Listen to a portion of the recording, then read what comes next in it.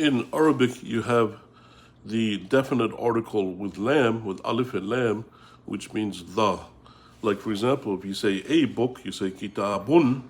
If you say the book, you say al-kitab. You put an alif and lam in front of it, al, which makes it definite. Al, which makes it definite, not indefinite. So now what happens is when you have that alif and lam that goes in front of nouns, sometimes you pronounce the lam out loud, and sometimes you don't pronounce it. And when you do pronounce the lam, what they do is they call that al-Qamariya, because when they say Qamar, which means moon, when they say al-Qamariya, you pronounce the lam. And in the letters, if you don't pronounce the lam, the one that's down here, if the word begins with, the noun begins with one of these letters, you don't pronounce the lam, and they call that Shamsiya, because you say ash-Shamsiya. So keep in mind, Qamariya, you say al-Qamariya, you don't say ak-Qamariya. And Shamsiya, you don't say al-Shamsiya, you say ash-Shamsiya. That's why it's like that.